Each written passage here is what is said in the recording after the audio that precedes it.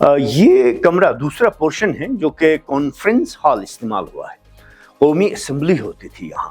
ہمارے ہنزا میں 35 ethnic groups ہیں. 35 کو 12 میجر گروپس میں تقسیم کیا گیا. ان کے ایم این ایز کہیں گے. ان کے لیڈرز 12 لیڈرز، 2 سرونٹس ہوتے تھے کھانا پکانے کے لیے، 5 سے 7 کمانڈوز فار پروٹیکشن، کیونکہ وہ آپس میں نہ بھیڑ جائیں یا ان میں سے کوئی اٹھ کے ہیڈ آف اسٹیٹ پہ حملہ نہ کر دے. سارا دن چونکہ وہ یہاں سیاسی گفتگو میں ہوتے تھے، منسٹروں کے لیے کھانا ان کے سامنے تیار کرنا ضروری تھا. ان کو خوف تھا کوئی اس میں ملا نہ دے، اور کھانا بناتے وقت دھواں سے بچنے کے لیے کراس وینٹیلیشن بنایا. ونڈو کو جان بوجھ کے فرش کے ساتھ رکھا.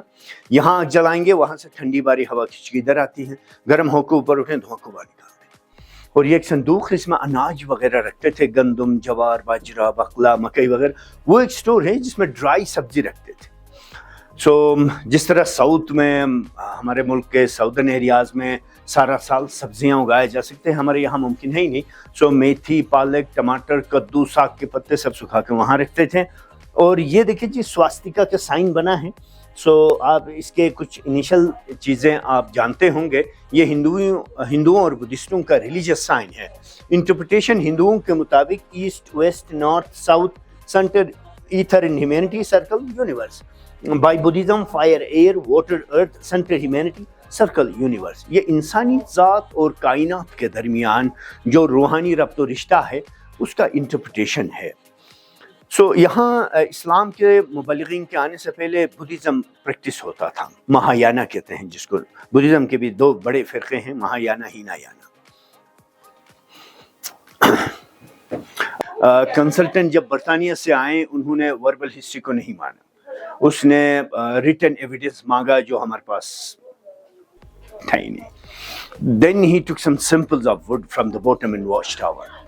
بوٹم کی لکڑی کی جب کاربن ڈیٹنگ ہوئی اس کے مطابق 1100 سال پرانی لکڑی ہے، یہ کالی لکڑی جو پرانی ہے.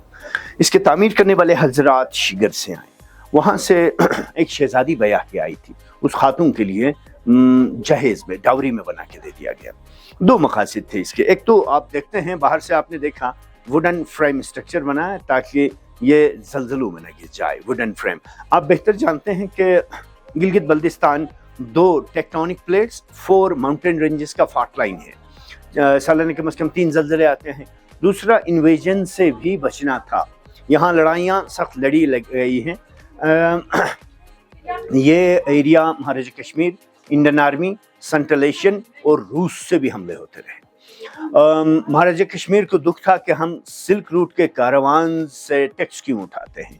ہندوستانی آرمی خصوصاً مغلوں، لودھیوں اور خلجیوں کے زمانے میں وہ نشے میں تھے کہ انہوں نے ہمالن رینج میں 11 تبتن سٹیٹس قبضہ کیا تھا. یہ بھی قبضہ کرنا چاہتے تھے لیکن جی بی کے ساتھ مقابلہ، گلگت بلتستان کے ریاستوں کے ساتھ مقابلہ ان کو کافی مہنگا پڑا. سب سے پہلے ہمارے نیچر نے، ہمارے چوگٹ جو سنگلاق پہاڑی سلسلہ ہندوکش، ہمالہ اور پامیر، قراقرم، انہوں نے ان کو تنگ کیا. اس کے بعد یہاں کے مقامی لوگ بھی تو بہت فائٹرز تھے. اس لیے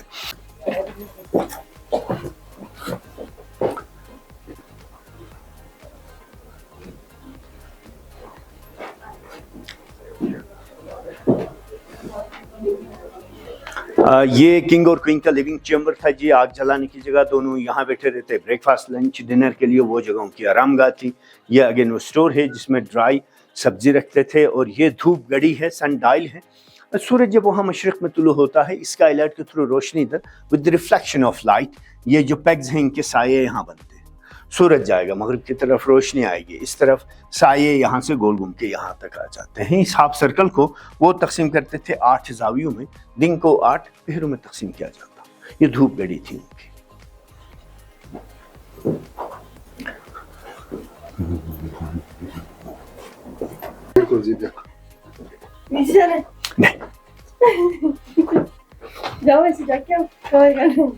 نیچے پریزن ہے، زندان ہے.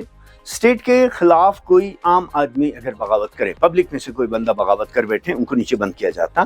ان کے گھٹنے اور ٹخنے 2 مڑی ہوئی لکڑیوں میں پشت کے جانب مروڑ کے لاک کرتے تھے. نہ وہ بیٹھ سکے آرام سے، نہ سو پائیں. جب وہ اپولوجائز کرے، سوری کرے، تب ان کو ریلیز کیا جاتا.